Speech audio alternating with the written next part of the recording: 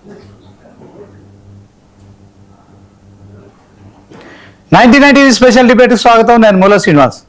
తెలంగాణలో సర్ ప్రక్రియ special intensive revision ఏదైతే ఉందో ఈ రోజుతోని ఆ ఫారాలకు సంబంధించిన ప్రక్రియ పూర్తి కాబోతోంది. ఓవరాల్గా ఇంకా ఇప్పటికీ పొలిటికల్గా దీనిపైన కూడా ప్రతి విమర్శలు కొనసాగుతున్నాయి. అయితే ఓవరాల్గా సర్ ఉద్దేశం మొత్తానికి భారతదేశంలో ఉన్న భారతీయులందరికీ, అదే క్రమంలో భారతదేశంలో నివసిస్తున్న వారందరికీ మరి ఓటు హక్కు కల్పించాలి. దాంట్లో అందరు కూడా ఓటు నమోదు చేసుకోవాలి.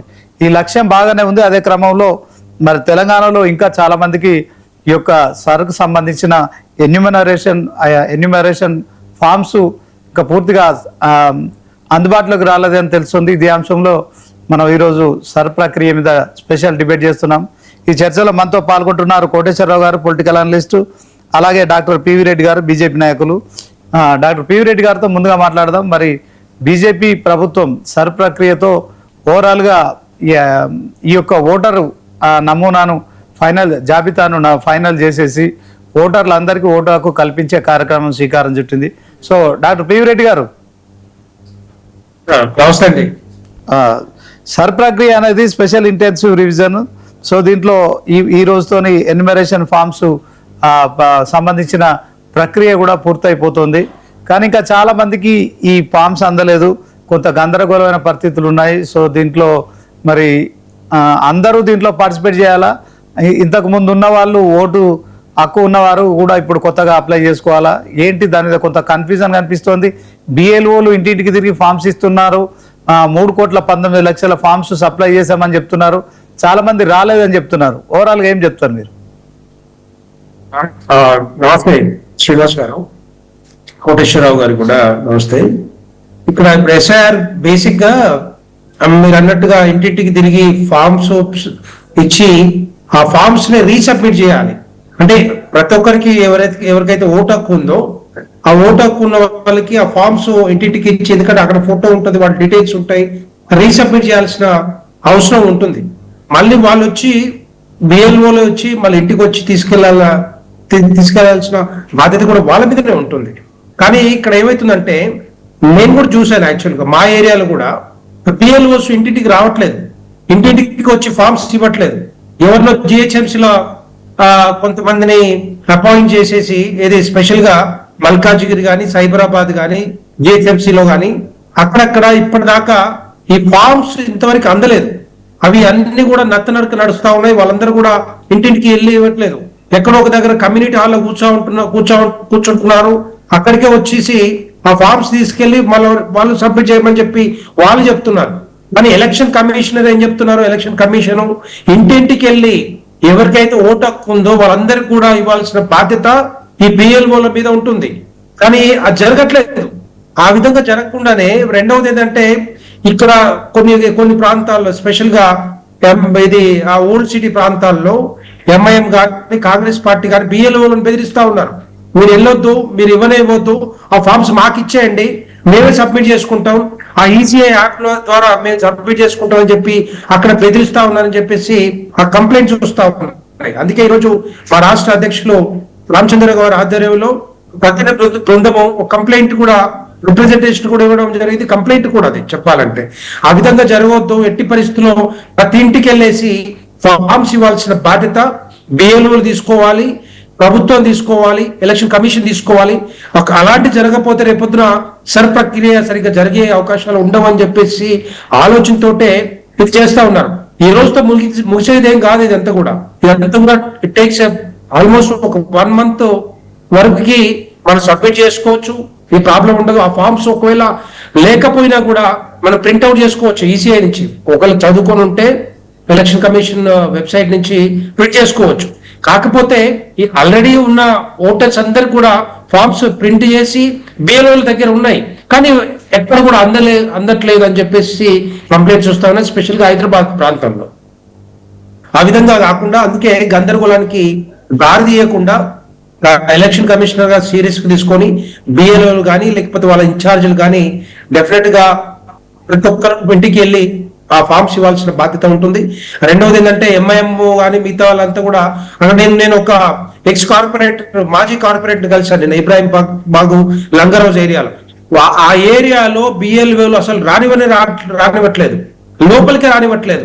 ఆ ఫార్మ్స్ కూడా వీళ్ళే తీసుకుంటారట, వీళ్ళే సబ్మిట్ చేస్తారు, వీళ్ళు అన్ని రకాలు మేము చేస్తాం, మీరు రావాల్సిన అవసరం లేదని చెప్పి అక్కడ వాళ్ళని బెదిరిస్తా ఉన్నారు. అంటే ఈ విధంగా బెదిరింపులో పోతే డెఫినెట్ గా రేపొద్దున సర్ ప్రక్రియ అనేది జరిగే అవకాశాలు ఉండవు, సరిగా సజావుగా జరిగే అవకాశాలు ఉంటాయని చెప్పేసి ఆలోచనతోటే ఈరోజు ఆ కంప్లైంట్ కూడా ఇవ్వడం జరిగింది.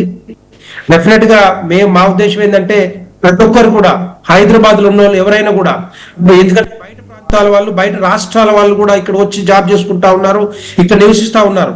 వాళ్ళకి తెలుగు రాదు కాబట్టి ఆ ఇంగ్లీష్ లో కూడా ఆ ఫార్మ్స్ ప్రింట్ చేసి వాళ్ళకి ఇస్తే రేపు పొద్దున చదువుకొని వాళ్ళు కూడా రీసబ్మిట్ చేసే అవకాశాలు ఉంటాయి. అవన్నీ కూడా ఇవ్వాల్సిన అవసరం ఎలక్షన్ కమిషన్ మీద ఉంటుంది. మరి అదంతా చేస్తారని చెప్పి మేము ఆశిస్తా ఉన్నాం. ఓకే, థ్యాంక్ యూ వెంకటరెడ్డి గారు. కోటేశ్వరరావు గారు, చెప్పండి. బీజేపీ ప్రభుత్వం అధికారంలోకి వచ్చిన తర్వాత 12 సంవత్సరాల తర్వాత ఈ ఓటరు నమోదు ప్రక్రియ అనేది ఈ సర్ ప్రక్రియను చేపట్టడం కావచ్చు. సో ఓవరాల్గా మరి దీని మీద ఇంకా ప్రజలకు పూర్తిగా అవగాహన వచ్చినట్లు అనిపించట్లేదు. ఎందుకంటే చాలామంది బిఎల్ఓలు ఇంతకుముందు ఓటున్న వారికి మాత్రమే ఆ ఎమ్యునరేషన్ ఫామ్స్ ఇస్తున్నారు, తర్వాత కొత్త వారికి ఇవ్వట్లేదు. సో దీంట్లో ఈ సర్ ప్రక్రియతోని అంటే పూర్తిగా కరెక్ట్గా ఒక ఓటర్ లిస్ట్ అనేది బీజేపీ తయారు చేయగలుగుతుందా, ఎలాంటి లోటుపాట్లు లేకుండా, అంటే ఓటు హక్కు ఉన్న వారందరూ కూడా ఓటు హక్కు కల్పించే పరిస్థితి ఉంటుందా? వెంకటరెడ్డి గారు అంటున్నారు మరి ఎంఐఎం వాళ్ళు పాత బస్తీ చార్మినార్ ఆ ఏరియాలో వాళ్ళు ఎక్కడ కూడా మరి ఆ బిఎల్ఓలో రానివ్వట్లేదు అని చెప్తున్నారు. మరి దీనికి పరిష్కారం ఏంటి? ఈ సర్ ప్రక్రియ మీద మీరేం చెప్తారు? శ్రీనివాస్ గారు, మీరు చెప్పినట్టుగా ఇది బీజేపీ ప్రభుత్వం నిర్వహిస్తున్నది కాదు.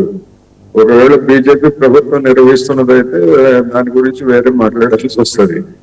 ఎన్నికల కమిషన్ నిర్వహిస్తున్నది. ఆ ఎన్నికల కమిషన్ నిర్వహణ అనేటువంటిది సక్రమంగా లేదు. మన వెంకటరెడ్డి గారు చెప్పినట్టుగా, ఉదాహరణకు నేనుండేటువంటి మల్కాజ్గిరి మన ఉప్పల్ నియోజకవర్గంలో బిఎల్ఓలు వచ్చారో లేదో తెలియదు, మా అపార్ట్మెంట్ వాచ్మెన్ కి కాగితాలు ఇచ్చి మీ వాళ్ళకి ఇవ్వని చెప్పేసి వెళ్ళిపోయారు.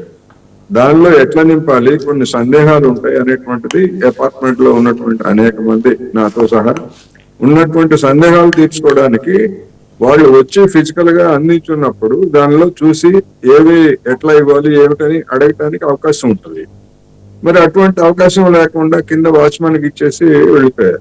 వాళ్ళు ఎప్పుడు వస్తారో లేకపోతే వచ్చినప్పుడు మళ్ళా దానిలో ఏమైనా సందేహాలు ఉంటే మళ్ళా ఇది ఒక విధంగా చెప్పాలంటే ఇప్పుడు బాధ్యతారహితంగా బిఎల్ఓలు వ్యవహరిస్తున్నారు. బిఎల్ఓలు ఆ విధంగా చేస్తున్నారు అనుకుంటే బీజేపీ లేదా బీఆర్ఎస్ పార్టీ, కాంగ్రెస్ పార్టీ, ఇతర పార్టీలకు చెందినటువంటి బిఎల్ఏలు ఉన్నారు. వాళ్ళు కూడా ఎవరైనా వచ్చారా అంటే ఇంతవరకు మా అపార్ట్మెంట్ లో ఉన్నటువంటి ఓనర్ల దగ్గరికి లేకపోతే అపార్ట్మెంట్ లో ఉన్నటువంటి వాసుల దగ్గరికి వచ్చి ఎట్లా చేయాలి ఏమిటనేటువంటి హెల్ప్ చేయడానికి వాళ్ళు కూడా ఎవరు రాలేదు. అందుకని బిఎల్ఓలు ఎట్లా ఉన్నారో పార్టీలేమో పైకి గొప్పగా చెప్తుంటాయి, మేము మా కార్యకర్తలకు అటువంటి ఇన్స్ట్రక్షన్ ఇచ్చాం, ఇలాంటి ఇన్స్ట్రక్షన్స్ ఇచ్చాం, వాళ్ళంతా హెల్ప్ చేస్తారు అది చేస్తారని చెప్పేసి చెప్తున్నారు. కానీ ఆచరణలో అయితే అట్లా లేదు అనేటువంటిది ఒకటి. ఎందుకు అంటే గత ఎన్నికలు రెండు సమాచారాలు అడిగారు అందులో. ఇప్పుడున్నటువంటి పరిస్థితి గతంలో మరి ఓటర్ల జాబితా ప్రకారం ఏముంది, లేదా సర్నేమ్స్ లో కొన్ని అచ్చుతప్పులు ఉన్నాయి. ఆ అచ్చుతప్పులు మళ్ళా అదే అచ్చుతప్పులు ఇస్తే ఒకవేళ ఇంకో దానికి సంబంధించినటువంటి ఆధార పత్రాలు ఇస్తే అందులో భిన్నంగా ఉంటే మరి రిజెక్ట్ చేసేటువంటి అవకాశం ఉన్నాయి. ఇలాంటి వాటన్నిటిని బిఎల్ఓలు స్వయంగా ఓటర్లకి వాటి యొక్క అనుమానాలు తీర్చాలి, లేదా ఏదైనా సమస్యలు వస్తే ఎట్లా అనేటువంటిది చెప్పాలి. ఆ విధమైనటువంటి ప్రక్రియ ఇంతవరకు జరగలేదు. అందుకని రొటీన్ గా ఒక విధంగా చెప్పాలంటే సంపూర్ణమైనటువంటి బాధ్యతతోటి వాళ్ళు వ్యవహరించలేదు. అందుకని నా అభిప్రాయం ఏంటంటే ఒక నెల రోజులు అదనంగా గడువైనా తీసుకొని ఏం కంప్లైంట్ ఇప్పుడేమి కరెక్ట్ గా ఒక నెలలోనే చేయాలని అట్లా ఏం లేదు. ఒక నెల కూడా అవసరమైతే తీసుకొని ఓటర్లందరికీ కూడా బిఎల్ఏలు హెల్ప్ చేయాలి, దాన్ని ఎట్లా నింపాలి, ఏమేం కావాలనేటువంటిది. ఒకవేళ బిఎల్ఏలకు పని భారం అనుకుంటే అదనంగా సిబ్బందిని రాష్ట్ర ప్రభుత్వాన్ని కోరొచ్చు ఎన్నికల కమిషన్. ఆ విధంగా దాన్ని సంపూర్ణమైనటువంటి పద్ధతుల్లో నిర్వహిస్తే తప్ప, లేకపోతే అనేక మంది ఓటర్లు మిస్ అయ్యేటువంటి అవకాశం ఉంది, జెన్యూన్ గా ఉండేటువంటి వాళ్ళు కూడా. ఎందుకంటే బిఎల్ఏలు వచ్చినప్పుడు అనేక మంది ఇళ్లలో ఉండకపోవచ్చు, ఉద్యోగాల రీత్యా కావచ్చు, లేకపోతే ఇతరత్ర పరాయి ఊరికి వెళ్ళి ఉండొచ్చు. ఈ కారణాలతో అనేక మందికి అందనుకోవాలి. అందుకని మరొకసారి ఇచ్చినటువంటి వాళ్ళని అవసరమైతే 1-2 సార్లు వీళ్ళకి తిరిగి బిఎల్ఓలు, వాళ్ళకి సహాయంగా ఉన్నటువంటి బిఎల్ఏలు దీన్ని సంపూర్ణంగా సక్సెస్ఫుల్ గా చేయాలి. రెండవది, మా ఇంట్లో కొత్త ఓటర్లు చేర్చడానికి అవసరమైనటువంటి ఫారాలు ఇవ్వలేదు మాకు. మరి అర్హులైనటువంటి వాళ్ళు ఉన్నప్పుడు తర్వాత అంటే ఎప్పుడు ఇస్తారు మళ్ళా వాళ్ళు? అందుకని అర్హులైనటువంటి వాళ్ళు ఉన్నారా లేదా మరణించేటువంటి వాళ్ళు ఉన్నారా లేదా అనేటువంటిది ప్రాథమికంగా ఆ ఫారాలు ఇచ్చేటప్పుడు అడిగితే ఆ దరఖాస్తులు తీసుకొని అర్హులైనటువంటి కొత్త ఓటర్లు చేర్చడానికి అవకాశం ఉంటుంది. అందుకని ఉన్నటువంటి వాళ్ళకి మాత్రమే ఇచ్చారు తప్ప కొత్తగా చేరాల్సినటువంటి వాళ్ళకి ఇవ్వలేదు. మరి ఇది సమగ్రమైనటువంటి సర్వే ఎట్లా అవుతుంది, లేకపోతే సవరణ ఎట్లా అవుతుంది అనేది ప్రశ్న. Okay, thank you sir. Doctor PV Reddy గారు చెప్పండి. సో మొత్తానికి ఈ ప్రక్రియ మీరు హడావుడిగా చేస్తున్నారు. ఎన్నికల కమిషన్ అఫ్ కోర్స్ మీ పరిధిలోనే ఉంటుంది, కేంద్ర ప్రభుత్వ పరిధిలోనే ఉంటుంది, కానీ దీని నిర్వహణ సరిగ్గా లేదు. మీరు కూడా చెప్తున్నారు దీంట్లో మరి బిఏలను వేధిస్తున్నారు, రాణిస్తలేరు అని చెప్తున్నారు. మరి అలాంటప్పుడు ఈ స్పెషల్ ఇంటెన్సివ్ రివిజన్ అనేది మరి ఎన్యుమరేషన్ పారాల వద్దే అది ఇన్ని ఇబ్బందులు ఎదుర్కొంటే రేపు పొద్దున మీరు పూర్తి స్థాయిలో ఎలక్షన్ కమిషన్ కానీ కేంద్ర ప్రభుత్వం కానీ ఒక పర్ఫెక్ట్ ఓటర్ జాబితా ఎట్లా తయారు చేస్తారు, దీని మీద ఏం చెప్తారు? ఓకే శ్రీనివాస్ గారు, ఇది అంతా కూడా చేసేదంతా కూడా election commission of India. Election commission complete గా వాళ్ళ పరిధిలో ఉంటుంది. వాళ్ళ ఒక institutional independent body. Bharatiya Janata పార్టీకి కేంద్ర ప్రభుత్వానికి అంటే కాదు. ఎందుకంటే ఇది అంతా కూడా అక్కడ వాళ్ళు ఎవరు అపాయింట్ చేస్తారు, ఇక్కడ election commissioner, state election commissioner appoint చేసి స్టేట్ ఎలక్షన్ కమిషనర్ ఎవరిని అపాయింట్ చేస్తారు, బిఎల్ఓలను అపాయింట్ చేస్తారు. అంటే రాష్ట్ర ప్రభుత్వ ఉద్యోగుల్ని బిఎల్ఓలుగా పెట్టుకొని వాళ్ళు ఆ బిఎల్ఓలు ఆ పరిధిలో ఉన్న ప్రాంతాల్లో వెళ్ళి ఆ పరిధిలో ఉన్న ఇళ్లకు వెళ్ళి ఇవ్వాల్సిన బాధ్యత రాష్ట్ర ప్రభుత్వ ఉద్యోగులు ఎవరైతే బిఎల్ఓలు ఉన్నారో వాళ్ళు పనిచేయాలి. వాళ్ళు పనిచేయకుండా ఎక్కడో ఒకడ కూర్చొని మేము పోతున్నాం, మేము చేయట్లేదు, మేము అంటే వాళ్ళు పట్టించుకోవట్లేదు చాలా ప్రాంతాల్లో. అంటే మేము ఏమంటున్నాం అంటే ఇప్పటికైనా కూడా ఎలక్షన్ కమిషనర్ సీరియస్ తీసుకోవాలి ఈ విషయంలో. ఎలక్షన్ కమిషనర్ సీరియస్ తీసుకొని బిఎల్ఓలు ఎవరైతే బాధ్యతలు తీసుకున్నారో వాళ్ళందరికీ కూడా మళ్ళీ సీరియస్ గా గైడ్ లైన్స్ ఇవ్వాలి, సీరియస్ గా వాళ్ళు చెప్పాల్సిన బాధ్యత ఉంటుంది. ఇది ఒక్కటే కాదు. రెండవది ఏంటంటే కోటేశ్వరరావు గారు చెప్పినట్టుగా ఎక్కడైతే ఓటర్స్ ఉన్నారో ఓటర్స్ కి ఇచ్చే ఫార్మ్సే కాకుండా కొత్త ఏవైతే ఉన్నాయో ఫార్మ్ 6 కానీ ఫార్మ్ 8 కానీ వాటిని ఇవ్వాల్సిన అవసరం కూడా ఉంటుంది. అవి కూడా ఇవ్వట్లేదు వాళ్ళు. అవి కూడా అసలు అంటే వీళ్ళకి పూర్తిగా అవగాహన ఉందా లేదా అన్నట్టుగా ఒక క్వశ్చన్ మార్క్ కనపడతా ఉంది. ఇప్పుడు నేనే వెళ్ళి మాట్లాడాను, మా ఇంటికి కూడా రాలేదు యాక్చువల్ చెప్పాలంటే. నేనే వెళ్ళి ఇది ఆ కమ్యూనిటీ హాల్ వెళ్ళి మాట్లాడాను, ఏం జరుగుతుంది ఏంటి అనేది చూస్తే అక్కడ కొంతమంది ఆ ఫార్మ్ 6 కానీ ఫార్మ్ 8 కొత్తగా యాడ్ చేసుకుందామన్నా కూడా ఆ ఫార్మ్స్ లేవు. సో అలాంటివి జరుగుతూ ఉన్నాయి. రేపొద్దున కాన్స్టిట్యుయెన్సీ నుంచి ఇంకొక ప్రాంతానికి మార్చడం కానీ, చనిపోయిన ఓటర్స్ కానీ, లేకపోతే కొత్త ఓటర్స్ కానీ, లేకపోతే మిగతా ఇతర ప్రాంతాల నుంచి వచ్చినా కానీ ఇలా అంటే ఏ విధంగా ఎట్లా చేస్తున్నారు అనేది ఒక క్వశ్చన్ మార్క్ లా కనపడతా ఉంది. దీనికి డెఫినెట్ గా ఎలక్షన్ కమిషనర్, ఇక్కడ ఉన్న ఎలక్షన్ కమిషనర్ సీరియస్ తీసుకోవాలి. రెండో ఇష్యూ ఏంటంటే ఎక్కడైతే వెళ్ళలేని పరిస్థితి ఉందో, ఎక్కడైతే సీరియస్ ఇష్యూస్ ఉన్నాయో, ఏది ఓల్డ్ సిటీ ప్రాంతంలో కావాలంటే పోలీసు వాళ్ళని పెట్టి వాళ్ళతో పంపించి ఆ ఫార్మ్స్ అన్ని కూడా పంచాల్సిన అవసరం ఉంటుంది. అంటే ఎలక్షన్ కమిషన్ తీసుకోవాలి ఆ సపోర్ట్ కూడా. చూసుకుంటే డెఫినెట్ గా ఉన్న ఎవరైతే జెన్యూన్ గా నివసిస్తా ఉన్నారో ఆ ఓటర్లందరికీ ఓటు హక్కు అవకాశం కల్పించే అవకాశాలు ఉంటాయి. లేకపోతే రేపొద్దున ఒక్క ఇంట్లోనే 100 ఓట్లు వచ్చే అవకాశాలు ఉంటాయి. ఎందుకంటే ఒక యాప్ యాక్సెస్ కూడా ఇచ్చినట్టుగా నాకు సమాచారం ఉంది. దాని మీద కూడా కంప్లైంట్ చేశారు. వాళ్ళ దగ్గర ఫార్మ్స్ ఉన్నాయి అనుకోండి, ఫర్ ఎగ్జాంపుల్ నా దగ్గర ఒక 100 ఫార్మ్స్ ఉన్నాయి, ఈసీఐ యాప్ యాక్సెస్ ఇచ్చిందంటే ఆ 100 ఫార్మ్స్ సబ్మిట్ చేయొచ్చు. ఆ విధంగా పోయే అవకాశాలు ఉంటాయి. ఆ విధంగా రేపు పొద్దున ఆ ఏరియాలో మరి ఆ ఎంఐఎం పార్టీ కానీ లేకపోతే కాంగ్రెస్ పార్టీ కానీ వాళ్ళకు ఓట్లు ఎక్కువ వచ్చే అవకాశాలు ఉంటాయి. ఇవన్నీ తీసేయడానికే ఈ రోజు ఎస్ఐఆర్ తీసుకొస్తే అక్కడ కూడా వీళ్ళు ఇష్యూస్ క్రియేట్ చేస్తా ఉన్నారు. ఇప్పటికీ ఈ రోజు లాస్ట్ డేట్ కాదు, ఫార్మ్స్ సబ్మిట్ ఫార్మ్స్ డిస్ట్రిబ్యూషన్ కి లాస్ట్ డేట్, కానీ ఫార్మ్స్ ఇంకా తీసుకోవచ్చు. బిఎల్ఓ దగ్గర పోవచ్చు, బిఎల్ఓ కాంటాక్ట్ చేయొచ్చు. ఎందుకంటే election commission of India website కి వెళ్ళాక, ఫర్ ఎగ్జాంపుల్ ఎల్బీ నగర్ ఏరియాలో నేనున్న ప్రాంతంలో కొడితే అక్కడ క్లియర్ గా బిఎల్ఓ ఎవరు, వాళ్ళ ఫోన్ నెంబర్ ఏంటో కనపడతా ఉంది. అది కూడా మనం తీసుకొని వాళ్ళు కాంటాక్ట్ చేస్తే ఇమీడియట్ గా మన దగ్గరకు వస్తారు. భయపడతారు డెఫినెట్ గా, అంటే వాళ్ళకి బాధ్యత ఉంది. యాక్చువల్ చెప్పాలంటే ఇంటింటికి వెళ్ళి చేయాల్సిన బాధ్యత ఉంది. అందుకని అట్లా కూడా కాంటాక్ట్ చేసి మనం ఆ ఫార్మ్స్ మనం తీసుకోవచ్చు. లేదు ఎలక్షన్ కమిషన్ ఆఫ్ ఇండియా నుంచి వెబ్సైట్ నుంచి మనం ఫార్మ్స్ డౌన్లోడ్ చేసుకోవచ్చు. ఇవన్నీ కూడా ఉన్నాయి. ఎందుకంటే ఓటర్ ఐడి కార్డు ఉంటుంది, ఐడి నెంబర్ ఉంటుంది కాబట్టి ఆ ఓటర్ ఐడి కొట్టగానే మనకి మన డీటెయిల్స్ అన్ని కూడా వస్తాయి.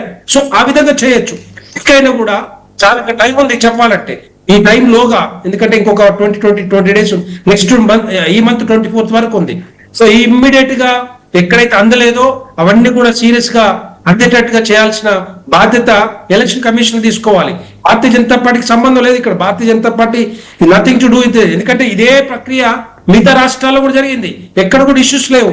అంటే జరగని విషయాల్లో, ఎక్కడ జరగని ప్లేసెస్ ఉన్నాయో ఆ ప్లేసుల్లో పోలీస్ సపోర్ట్ తీసుకునైనా కూడా డెఫినెట్ గా ఎస్ఐఆర్ అనేది ఇంపార్షియల్ గా జరగాల్సిన అవసరం డెఫినెట్ గా ఉంటుందని చెప్పి నేను భావిస్తా ఉన్నాను. ఓకే వెంకటరెడ్డి గారు, ఫైనల్ గా ఇది అంటే మన వెస్ట్ బెంగాల్లో మనం చూసాం చాలా మంది దీంట్లో ఎవరైతే బంగ్లాదేశీయులు ఉన్నారో వాళ్ళకు ఓటాకు కలిగి ఉన్నారు. సో దీంట్లో అంటే విదేశాల నుంచి వచ్చి మన దగ్గర ఉంటున్న వాళ్ళను ఏరిపారేసే ప్రక్రియ కింద మనం అనుకుంటున్నాం. కానీ ఇక్కడున్న వాళ్ళ ఓట్లు కూడా పోయే ప్రమాదం కనిపిస్తుందనే కూడా ఆందోళన కనిపిస్తుంది మనలో. మరి దీన్ని ఎట్లా సవరిస్తారు? అందుకే నేను ఏమంటున్నానంటే, ఇప్పుడు ఇట్లాంటి ప్రక్రియ జరిగింది అనుకోండి, డెఫినెట్ గా పోతాయి. నేను ఉన్నాను, నా దగ్గరకు రాలేదు, నా దగ్గరికి ఇవ్వలేదు అనుకోండి, ఏం చేస్తా నేను? రేపు నాకు చదువు రాదు, నాకేమి తెలియదు, నేను కాము ఉండాల్సిన అవసరం ఉంటుంది.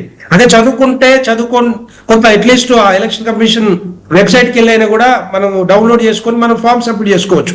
నేను అదే అంటా ఉన్నాను. ఇప్పటికి ఇల్లిటరేట్స్ ఎవరు ఉన్నా కూడా, లేకపోతే ఇంటికి పోయినా లేకున్నా కూడా 3 సార్లు వెళ్ళైనా కూడా డెఫినెట్ గా ఇవ్వాల్సిన బాధ్యత బిఎల్ఓ తీసుకోవాలి. రాష్ట్ర ప్రభుత్వ ఉద్యోగులే బిఎల్ఓలు అపాయింట్ అయ్యారు. అది తీసుకొని బిఎల్ఓలతో పాటుగా అన్ని పార్టీల బిఎల్ఏలు కూడా ఉన్నారు. అన్ని పార్టీల బిఎల్ఏలు ఆయా ప్రాంతాల్లో ఆ బూత్ లెవెల్ ఆఫీసర్స్ తో పాటుగా వెళ్ళొచ్చు చెప్పాలంటే. వాళ్ళు కూడా బాధ్యత తీసుకోవాలి. తీసుకొని ఈ ఏరియాలో, ఈ ప్రాంతంలో వీళ్ళు ఉన్నారు, ఈ విధంగా ఉందని చెప్పేసి వాళ్ళకి అందేటట్టు చేయాల్సిన బాధ్యత బిఎల్ఏలు కానీ బిఎల్ఓలు కానీ తీసుకోవాలి.